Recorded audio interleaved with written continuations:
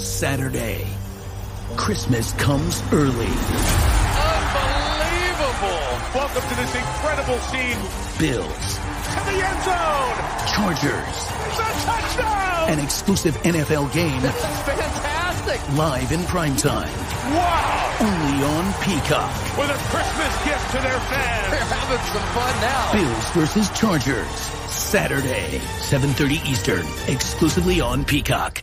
From NJ.com and the Star Ledger, welcome to the Rutgers Rant, your one-stop podcast for the Scarlet Knights, with your hosts Steve Politi and Rutgers insiders Brian Fonseca and Pat Lenny.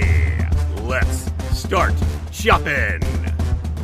Hello, everybody. Welcome to the Rutgers Rant, National Signing Day Recruiting Edition. I'm obviously not Steve Politi, the usual host. This is Brian Fonseca, and I'm here with Todderick Hunt, our recruiting guru, recruiting extraordinaire. Todderick, welcome back to the Rutgers Rant. How are we doing?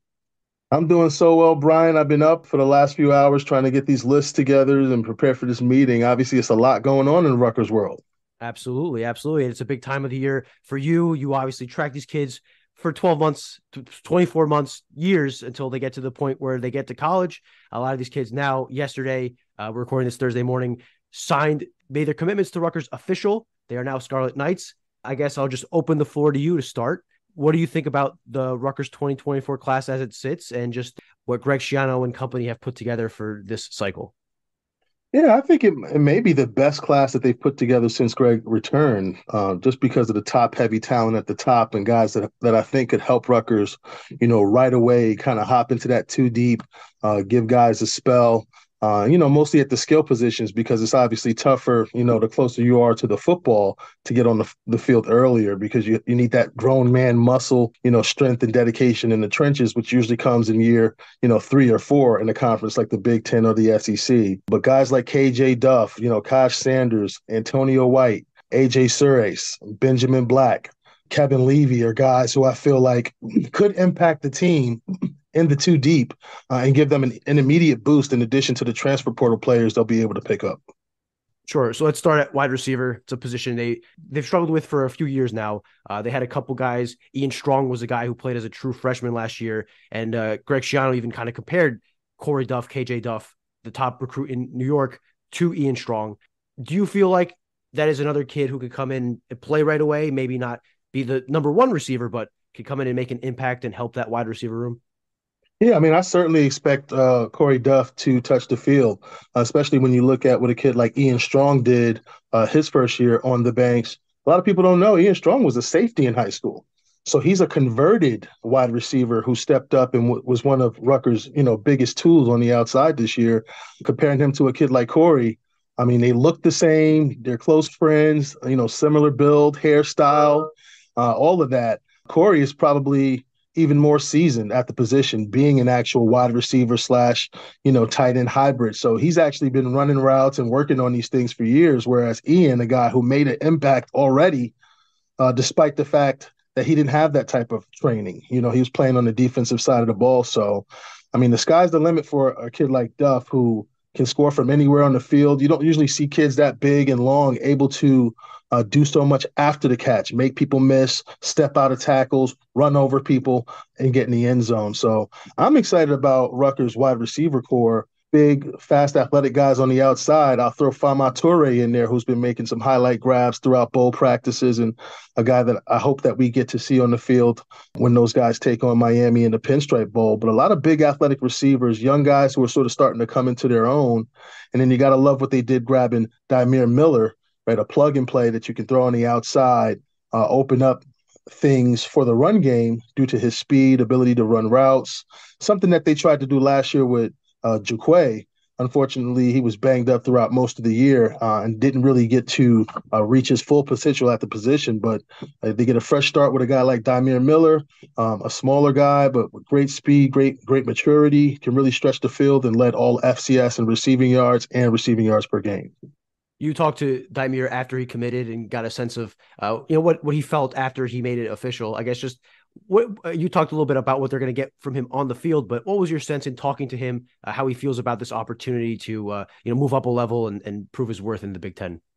Yeah, he's the money ball. right? I mean, he's the golden goose in this day and age of NIL where, so many people are running around worried about, money and cashing in on whatever they can get out of this college experience. This is a young man who just wants an opportunity at the highest level of football. He's dominated FCS ball and eventually wants to improve the life of him and his daughter who lives in Union City, which also makes this make a lot of sense by getting an opportunity to play in the NFL. And what better setup for him than Rutgers, being at Monmouth 45 minutes away, having relationships with the guys on the roster, and now just hopping, like I said, 45 minutes away to Greg Schiano for an opportunity to potentially start and be that missing ingredient, that the team needs on offense. And it's interesting because a guy like Aaron Young, his good friend from childhood, is actually the guy who played such a big role in recruiting him to Rutgers.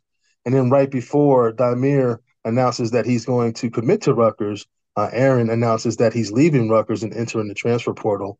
But it does show you the relationship that these guys are building, the way they're treating these kids at Rutgers that would make a kid who says, all right, maybe I don't have the opportunity to play and reach the NFL here based upon the competition I have in the room, right? With Nungai coming back, with Sam coming back. I mean, it's a crowded room, but I still got so much out of my experience here at Rutgers. I'm going to recruit a close friend here, despite the fact that, I'm going to spend my last opportunity somewhere where I can get a shot on the field and play and reach my goals. So cool story there.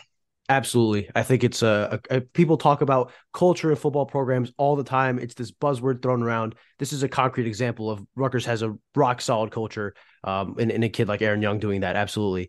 Before we move on from wide receiver, a kid I want to touch on is Benjamin Black out of North Carolina. This is a kid that Rutgers kind of had to push North Carolina State away. They pushed really hard to get him, and he ultimately stayed with Rutgers. One, what does Benjamin Black bring? Seems like a real burner, a guy with real speed, but what does it mean to have a kid whose in-state school is fighting so hard? That's got to be kind of an endorsement of sorts to know that people that are close watching him really want him. All of these little cool stories within the story, right? Within these respective states, like these stories are bigger deals for these people who watch these kids locally. And a guy like Benjamin Black, he's one of those guys on that short list, which I feel like could affect Rutgers positively as a true freshman, especially in the kick or punt return game. This is a kid with 10-7, 100-meter speed, really fast, quick acceleration. Rutgers needs more speed. So kids like Black come in with an opportunity to potentially touch the field if they can do all the other things they need to do, right, as freshman college students, right, just kind of adapt to that whole thing, the schedule, being busy all the time, the schoolwork, outside of the practice. I know Greg Schiano was talking about how some visitors came up, watched those guys practice and chose to go elsewhere. I mean, the guys at Rutgers, they do work hard. They work really hard. So adjusting to all of those things is a big challenge in itself outside of the football. So it's hard to always project these guys forward because there are these pieces that you just that are intangibles that you don't necessarily know how they will react to. Another piece that I think is important in the recruiting process is recruiting durable guys. I mean, it's just such a physical game. Guys break down. You don't know if they'll be healthy. So there's just so many factors that go into whether or not someone will be successful at the college level. But a guy like Benjamin Black has a shot because he can really run. He's twitchy. He's got great vision, and he's a playmaker.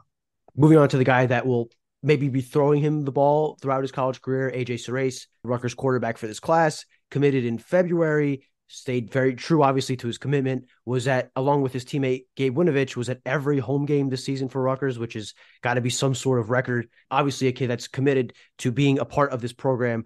What is Rutgers getting in AJ Surace? Do you project him as a guy that will develop down the line and be a contributor? Obviously, he has Gavin Wimsatt coming back as an incumbent starter. They're pursuing a quarterback in the portal and Ethan Kaliakmanis. So there might be a bit of a crowded room there, but I guess what do you expect out of AJ Surace early on, and what does he bring to Rutgers that he could project into the future? Well, he's an accurate processor and the son of a college coach. So I certainly expect him from day one to push those guys, whoever's in that quarterback room at the time, and help them sort of get the best out of themselves.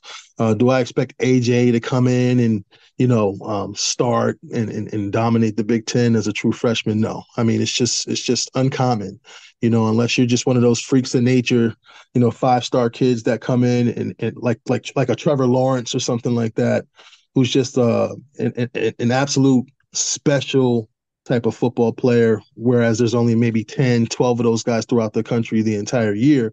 That's a different story. But it's a tough load to come into a conference like the Big Ten, especially at the quarterback position, which is the toughest position in sports. Start really take on a big role in a conference like that, fresh out the box. So he definitely helps the quarterback room. I think makes them better next year by just what his strengths are and his ability to maybe push some guys. And I think in the future, due to his ability to process, throw accurately, and he's also a better athlete than a lot of people think. He spends a lot of time on his body, strength, nutrition. He's all about the game, coach's son, ambassador of the football program, pretty much checks every single box. But I do think it'll take him a couple years to develop into what he will be in the future. I saw some photos you posted from his signing day yesterday. Got big kid for a quarterback, big kid for a high school senior. And I know you spent a lot of time over the summer talking to people around him for that great story you wrote about just kind of what kind of kid he is, a processor, coach's son, all that great stuff. So it sounds like a ringing endorsement for AJ Surace. Obviously, every cycle needs its quarterback, needs its leader. It seems like he's projected to be eventually their leader on the field. And the way he recruited the rest of this class, it seems like he's already a leader off the field as well and getting these guys together. Yeah, and he doesn't eat sweets. I mean, this is a kid who asked for compression socks and protein shakes for Christmas. I mean, he is not your ordinary high school kid, which gives him a chance to go into a place like Rutgers with a coaching staff like Greg Schiano has put together. I mean, this is a kid who really wants to work. And that'll get these guys on his side, and I think other players behind him and around him, and give him a shot to be a successful Rutgers quarterback down the line. Absolutely. Looking at this class, 24 kids, large group. Sometimes it's easy to get lost in the shuffle. Are there any kids that you saw that you think maybe are either underrated or under recruited or flying under the radar that you think, in a couple of years people could look up and say, "Wow, who's that kid? I don't remember him in the recruiting process." I really like Matthew Oguniye. I mean, he's a kid that's raw. He's more of a pass-catching tight end. Got hurt throughout the year, and he's one of maybe three guys, along with Sam Robinson and Montel Johnson, that Rutgers may have had a much tougher time landing if they had not gotten hurt as seniors, because these are SEC Big Ten type of guys, big, strong, fly around, run and hit, and a guy like Oguniye, just an athletic pass-catching tight end of the likes of nothing we've probably seen at Rutgers. Most of these guys are usually bigger guys that are brought into block, but this is a guy that can do a lot of different things in the passing game and be a great outlet receiver for AJ or whoever his quarterback is at the time. I know he's drawn some comparisons to a guy like Antonio Gates when he came up to Rutgers camp. Super raw, athletic, high upside, and I look forward to see what he'll do at the next level. And I guess the flip side of that, a true freshman, a lot of the places they can carve out a role is on special teams and trying to, get some snaps there. Are there any guys that, whether it is special teams or other positions, that you think can contribute as true freshmen and kind of wet their feet in their first fall? Oh, sure. Like the guys who can really run and hit. Like, obviously, we talked about Sam Robinson, Montel Johnson having some injuries as seniors. So if they're healthy enough, I can see those big guys who can really run and hit, flying down the field on special teams and making some plays. Sam Pyloff, another high motor guy, really productive, over 100 tackles last year. Unique kid who actually runs track and also plays lacrosse. Right, there's not a lot of football players who play lacrosse, so that's pretty special. But the key thing there is, between those three guys, they're all violent, and I know that was something that Rutgers really looked to increase upon over the years in the Big Ten, matching the physicality of these other teams. Guys like these guys help you do that. Dakari Gilly, another multi-positional player, big, fast, can run. Noah Shaw, I can see all of these guys helping on special teams. Antonio White, Kevin Levy, guys who can fly. And also not just special teams in the sense that they're running down on kickoff, special teams return, field goal, whatever it may be, right? Taking snaps off some of those starters, which actually helps the team go a long way. Sure. You touched on Sam Pyloff, a kid from Wisconsin. Antonio White is a kid from Georgia. I believe it's the first time Rutgers has gotten a Georgia kid since Greg Schiano has come back. And I don't think it's a market they've really entered in prior to that. Do you have any thoughts on, it seems like Rutgers is spreading their recruiting footprint. Do you have a sense of why that is and just how it could kind of impact recruiting going forward? Yeah, I mean, the state of New Jersey's been down for the past couple of years, unfortunately. I mean, it's top heavy. The lists look good on 247 and Rivals and all of that. Um, but these coaches don't necessarily recruit off of the recruiting websites. And when it comes to breaking down these kids, they're finding value in other places when they can't find it within the state. So Rutgers is always going to recruit New Jersey first and foremost, but when it can't find what they need in state, they're willing to step out of state. Hence, they've expanded their recruiting footprint, right? They made a concerted effort to recruit the Midwest, snagging two kids from Wisconsin, Middleton teammates Sam Piloff and Carter Kadow, guys who will prove to be effective for Rutgers down the line, high motor guys, who love the game. They got Isaiah Crumpler out of Carolina. He's got some strong athletic pedigree with a couple family members who played in the NFL. Obviously, Antonio White from Georgia, who you mentioned. So you are starting to see the footprint expand. If kids can play and the staff feels that they can make a connection with the kid, they are willing to go certain places to add talent to the roster. Absolutely. The offensive line might be the hardest position to project for these high school recruits because it takes them, aside from freaks of nature like Chase Basantes, who's starting as a true freshman in the SEC, most of these kids take 2-3 years before they're ready to contribute. Is there anything about the offensive linemen they've gotten in this class that stands out, or is it just too early to tell given the nature of the position? Right, and I touched on this in my trends post. It seems like if Rutgers is going to miss on a recruit, it would rather miss big. And what I mean by big is by a big athletic guy, right? That at least has the physical tools to compete at the highest level of football, right? Now you're depending on your ability to coach him up and develop that young man. But it's probably the best strategy when facing teams regularly, week in and week out, that pull these 4- and 5-star linemen that you have to compete with. In this day and age of NIL, those guys are expensive. So you got to find a way to supplement that talent without breaking the bank. And you do that by grabbing these young athletic tackle types who can bend.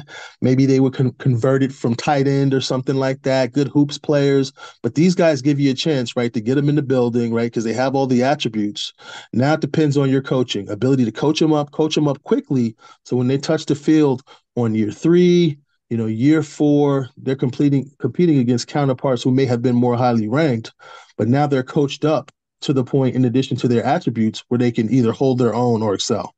Right. And I think Rutgers has shown their strength and conditioning team is pretty good at doing this. They've done the inverse where Holland Pierce obviously was the inverse. He was a really big guy that they slimmed down and made into one of the Big Ten's best tackles. And obviously the inverse is true for a lot of positions, building up linebackers, guys who I can't remember off the top of my head, but Greg Schiano was talking about like he can't wait for Jay Butler to get his hands on some of these guys and fill out their frames and that they eventually grow into these Big Ten type players. So I think every year the value of guys like Jay Butler and that staff become more and more evident as Rutgers is a developmental program and that pipeline fills out.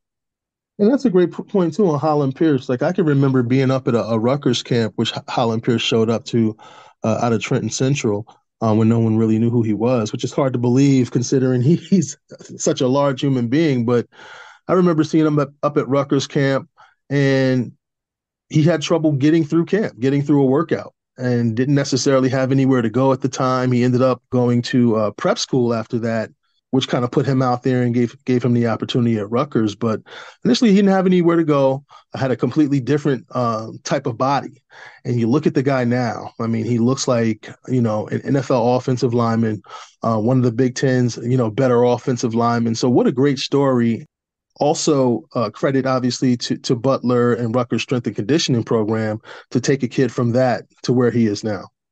Yeah, and I think it's a great example of not only perseverance, but the fact that recruiting is an inexact science. You can't ever really tell where these things go down the line. And some guys that are sure bets end up flaming out, and some guys who you think are flyers end up being some of your best players. So keep that in mind when you're hearing me and Todderick talk about these kids. Sometimes these things don't work out how you expect. Right. I guess, Todderick, is there anything that I haven't asked you, or any recruits that we haven't talked about, or just anything about this class that you think is kind of important to touch on that Rutgers fans should know about? I just see a lot of, high level players in depth, some sound recruiting strategy here. As Rutgers looks to fill the needs and where they have holes. I think the transfer portal, you will see a lot more patience from Rutgers. You've seen that up to this point.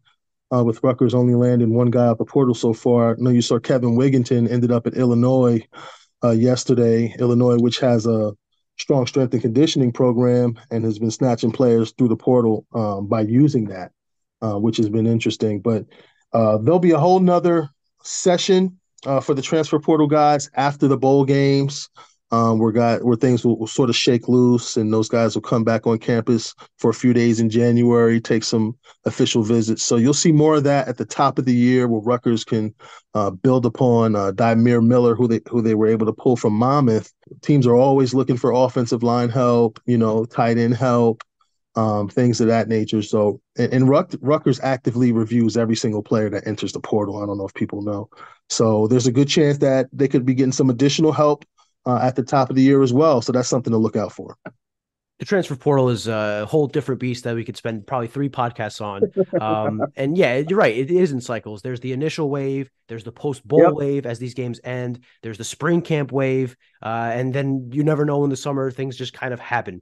Another thing about the transfer portal is obviously NIL, which is, again, another topic for 5 different podcasts.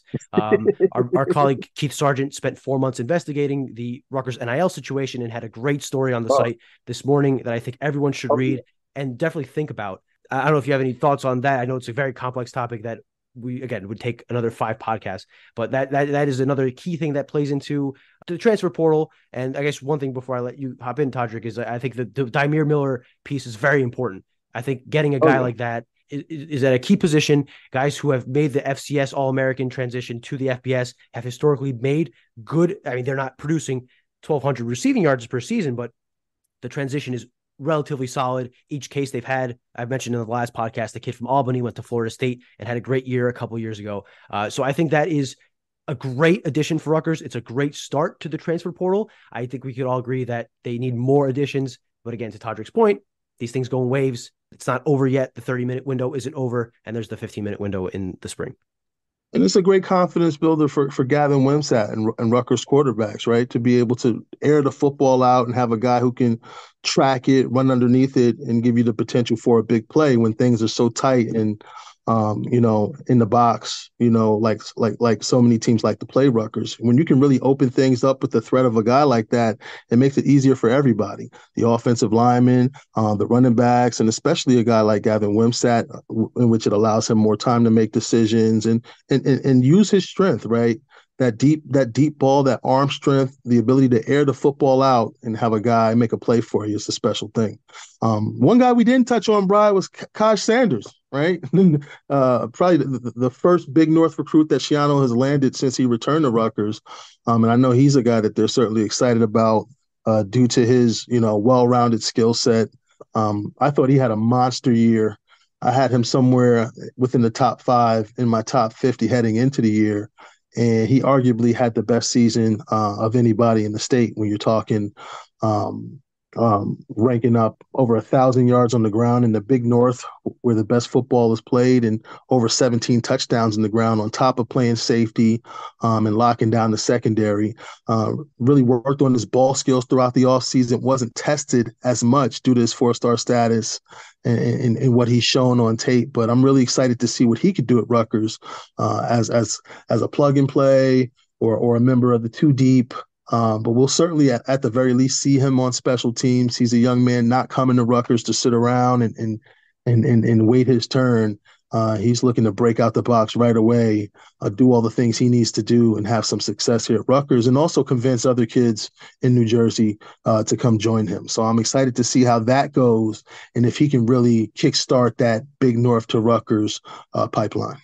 That's a great call, Todderick, and I think that in years past, them landing a big top recruit from Bergen Catholic would have been a huge deal. I guess that does speak to the depth and how good this recruiting class is, that we talked about it for 30 minutes and that kind of escaped our mind. So it's a great call by you. He's coming in as a safety, right? That's his initial position. Right. But he's also a guy, I mean, I'm hearing rumblings about him being a guy that they could also have an offensive package for due to his ability to go. I mean, he's a 10-8, 100 guy. And I actually did a story on him yesterday, a profile on him.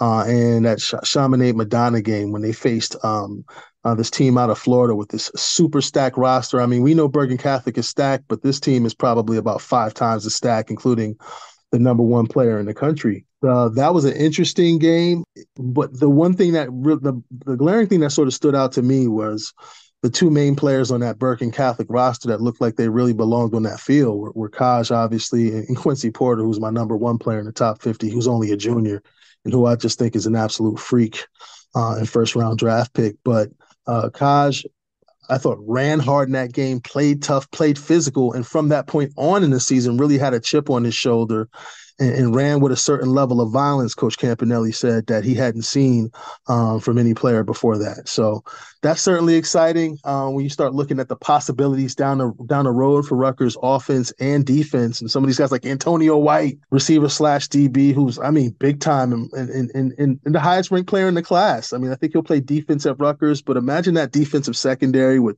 White and Sanders back there hawking the football, looking to come down in the box and set people's brain cells loose. Like this is an interesting group of guys with a lot of grown-up physical characteristics that I think could help them early on and give them a nice shot in the arm.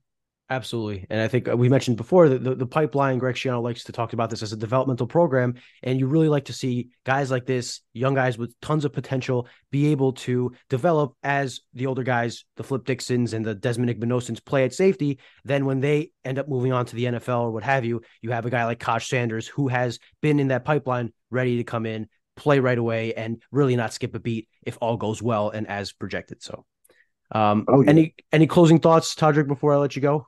Just looking through the list here, Greg signed 7 more players from Florida, which is huge. Sort of digging back into that region where he's had success, where he's coached in an area where he knows a lot of people and knows well. So that's always going to be a theme here at Rutgers, a program which I feel was actually built off that Florida speed and guys from New Jersey and New York sort of banding together to produce something that reached the heights of 2006 or some of the best years Rutgers has ever had. So, I look forward to see how those guys materialize. These Florida recruits, it's a different day and age, right? These guys like to take a lot of visits and move around a lot. So it's a whole different thing to recruit some of those guys out there.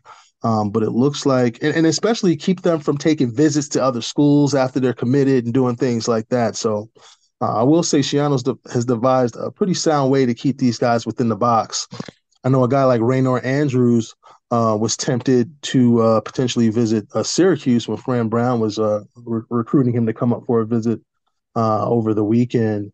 But ultimately, Rutgers has been really loyal to Raynor and identified him first. And I think that loyalty sort of helped them win out and keep him off that visit, and now has him signed as a Scarlet Knight that they really have high hopes for down the line due to his size, athleticism and ability to bend.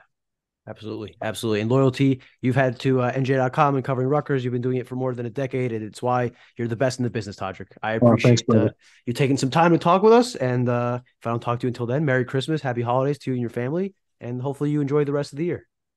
Merry Christmas, brother. I do want to plug my article, actually. I put out a post on Vabu and Fama Toure, something I put a good 6 months into. Dropped it on a signing day, which is like the busiest day of the year, so it's easy for it to be overlooked. But I want you to check that out, if for nothing else, to get a glimpse into Fama Toure, who I have really high expectations for in Rutgers offense. I just think he's a special young man.